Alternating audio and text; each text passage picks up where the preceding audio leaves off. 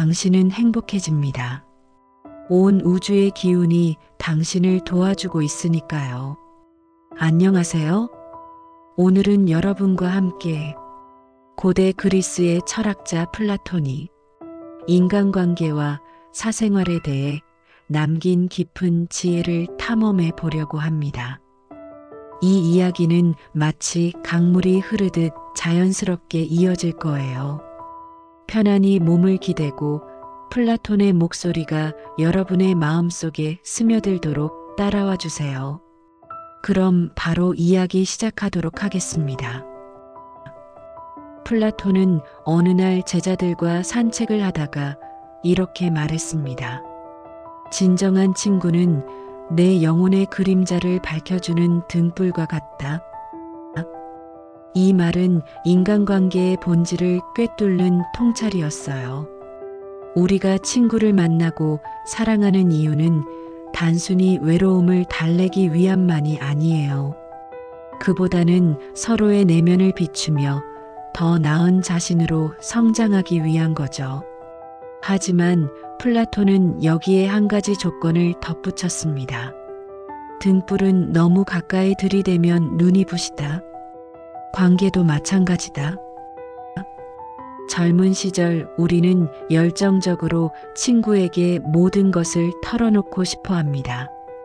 사랑의 상처, 가족의 갈등, 직장의 스트레스 말로 쏟아내는 순간은 마치 가슴 속 돌덩이를 내려놓은 것처럼 편안함을 줍니다. 하지만 시간이 흐르면 깨닫게 되죠. 어떤 이야기는 입 밖으로 나오는 순간 관계의 균형을 무너뜨릴 수 있다는 것을 플라톤은 이를 말의 무게라고 표현했어요. 그는 말했죠.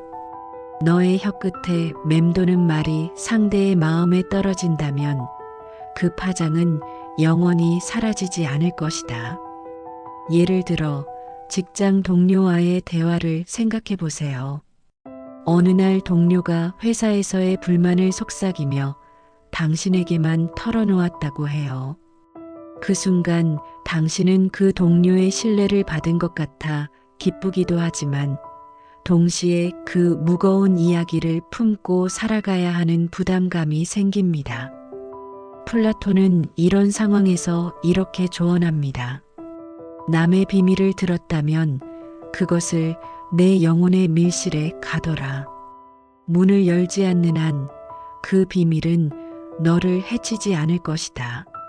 사실 비밀을 지키는 것은 단순히 입을 다물고 있는 것이 아닙니다. 마치 유리병에 반짝이는 모래알을 담아 조심스럽게 보관하듯 그 말들을 소중히 간직하면서도 마음의 평정을 유지하는 연습이에요. 이는 결코 쉽지 않지만 플라톤은 이를 영혼의 단련이라고 부르며 인간이 성장하는 필수 과정이라 말했습니다. 나이가 들수록 사람들은 점점 더 조용해집니다. 플라톤은 이를 두고 영혼이 익어갈수록 말은 잎사귀처럼 떨어져 간다고 표현했어요. 젊은 나무가 봄바람에 살랑거리며 잎을 흔들듯 젊은 시절에 우리는 자신을 드러내고 싶은 욕구가 강합니다. 하지만 시간이 지나 나무가 겨울을 맞아 잎을 떨구고 뿌리로 에너지를 모으듯 인간도 내면으로 향하는 법을 배우게 된다는 거죠. SNS에 매일 자신의 삶을 공유하던 사람이 어느 순간부터 조용해지는 것도 이 때문일 거예요.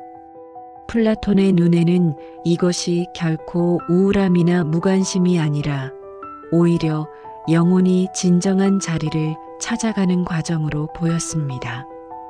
그는 말했습니다. 침묵은 빈 공간이 아니다. 그것은 이미 채워진 마음이 스스로를 드러내는 방식이다. 혹시 이런 경험이 있나요? 오랜 친구와 앉아 아무 말 없이 커피를 마시며 시간을 보냈는데 오히려 그 침묵 속에서 깊은 위로를 느꼈다면 그건 플라톤이 말한 말이 아닌 교감이었을 거예요. 그는 진정한 친구 사이에는 눈빛만으로도 1000마디 말을 나눌 수 있다고 믿었습니다. 실제로 우리는 삶에서 가장 소중한 사람들과 함께할 때 오히려 수다보다는 편안한 침묵을 더 많이 나누죠. 마치 두 그루 나무가 바람 없이도 뿌리로 물과 영양분을 주고받듯이요. 플라톤은 이런 관계를 영혼의 정원에 비유했어요. 정원을 가꾸려면 때로는 꽃을 심고 때로는 잡초를 뽑아야 하듯 관계에도 적절한 거리와 비밀이 필요하다는 것입니다. 비밀을 지키는 일이 왜 이토록 중요할까요? 플라톤은 그의 저서인 국가에서 한 가지 비유를 들려줍니다. 어둠 속에 갇힌 사람들이 등불 없이 벽에 비치는 그림자만을 보고 세상을 이해하려 한다는 동굴의 우화죠. 그는 여기서 비밀을 이렇게 해석합니다. 내가 본 빛을 함부로 말한다면 동굴 속 사람들은 그 빛이 눈을 멀게 할 것이라 두려워할 것이다. 즉, 당신의 진실이나 경험이 상대방에게는 오히려 상처가 될 수 있다는 거예요.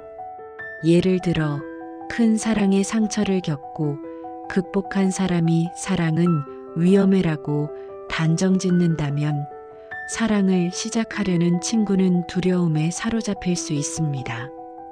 플라톤은 이런 상황에서 이렇게 조언합니다. 내 빛은 내게만 비추어라. 상대의 동굴이 준비되었을 때 그들은 스스로 빛을 찾아 나설 것이다. 하지만 플라톤의 철학이 단지 비밀을 감추라고만 하는 것은 아닙니다.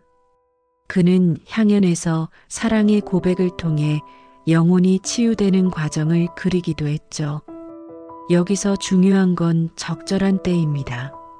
마치 농부가 씨앗을 뿌리는 시절을 알고 비가 올 때를 기다리듯이요. 플라톤은 말합니다. 진실은 씨앗과 같아서 땅에 떨어질 준비가 된 마음에만 뿌려져야 한다.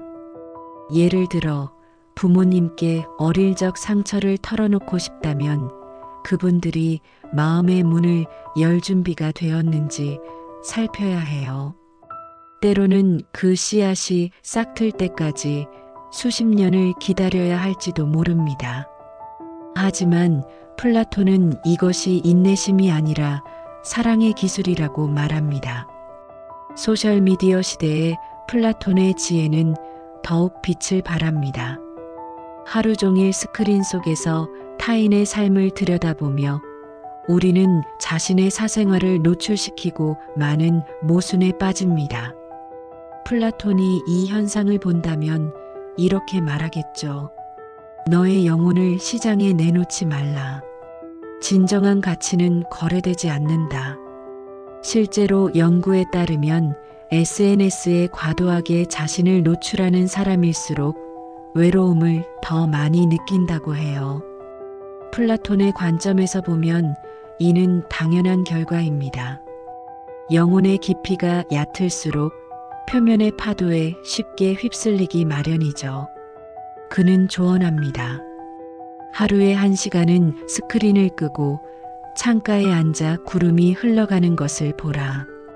그때 내 영혼의 목소리가 들릴 것이다. 마지막으로 플라톤은 인간관계의 궁극적인 목적을 이렇게 정의했습니다.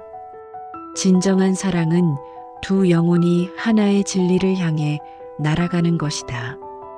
이 말은 관계에서의 갈등이나 오해조차도 성장의 재료가 될 수 있음을 의미합니다.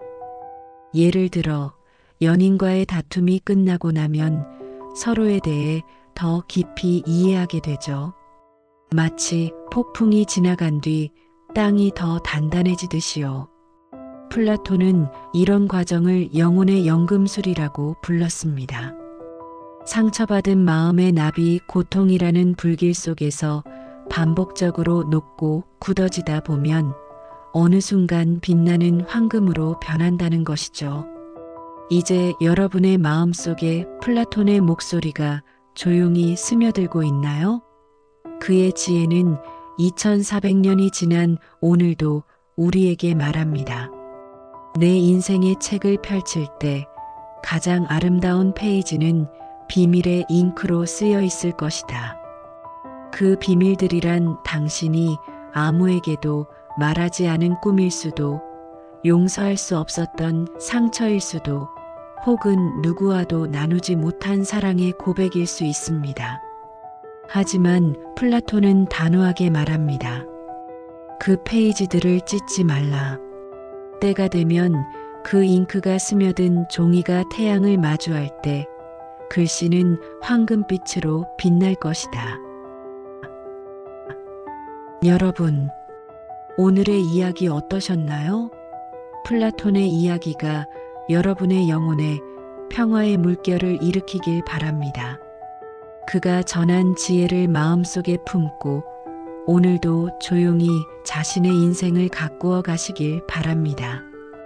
여러분들의 행복한 삶을 위해 오늘도 영상을 만들고 있습니다. 이야기 들어주시는 모든 분들께 감사의 마음을 전하며 마무리하도록 하겠습니다. 구독과 좋아요는 언제나 제게 큰 힘이 됩니다. 감사합니다. 행복하세요.